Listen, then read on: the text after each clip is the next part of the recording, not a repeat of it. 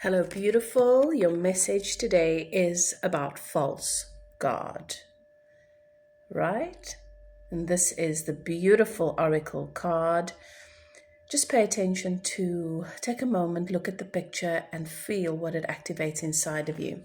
And the message is darkness is the absence of light. Ego is the absence of awareness.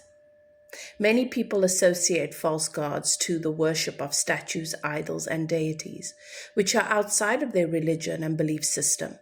They don't, however, recognize the false god hidden within themselves. This god is the voice of the ego. There's been a massive misunderstanding around what false gods are.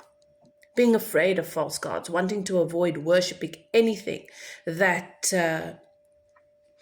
is likened to or can be compared with Source.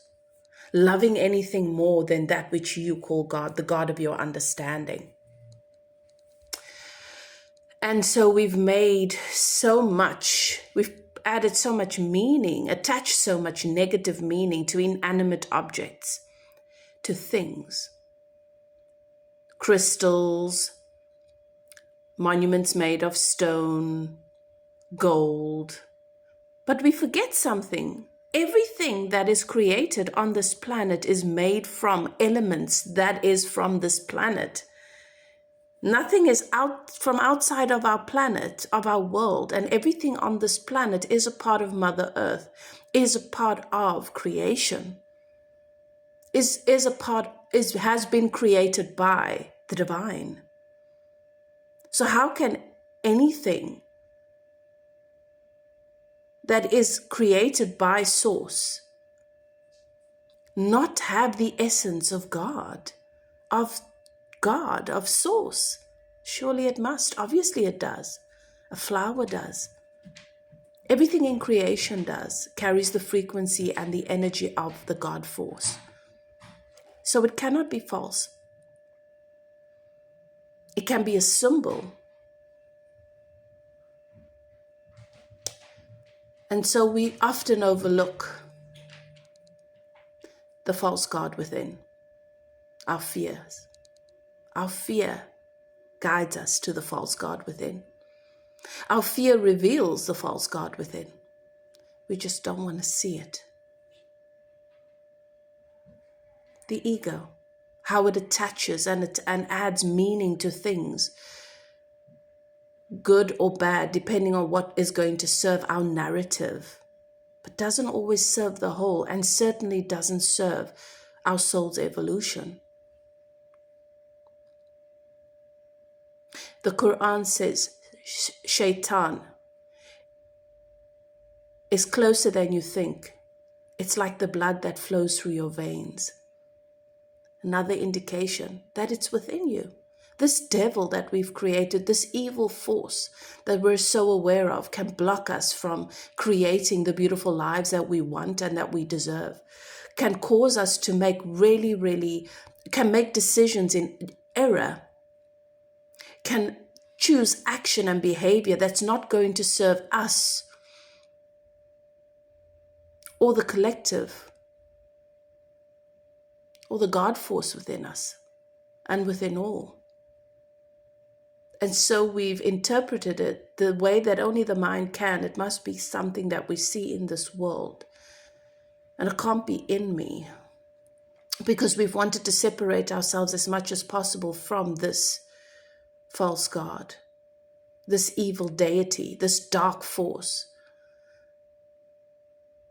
that cannot really exist anywhere but within ourselves. It is man-made. It's been created by us. There is nothing in the universe that is in competition with Source, with God, with love, with pure, unconditional, agape love, except that we've created this dark force, and it is fueled from within us. That is the truth, and a truth that must be reckoned with if we are going to grow, evolve, and be able to make a deliberate decision and choice not to fuel it anymore. It is not in a crystal. It is not in cards. It is not in a statue. It is not in an ornament. It is not in pillars and rocks, rock formations. It cannot exist without our focus, our intention, our energy that fuels it. We have to fuel it. We've created this force. All of humanity, since the beginning of time, we've been fueling separation consciousness and keeping it alive. The idea is not to kill the ego. The idea is to bring it into alignment with the part of you that is God.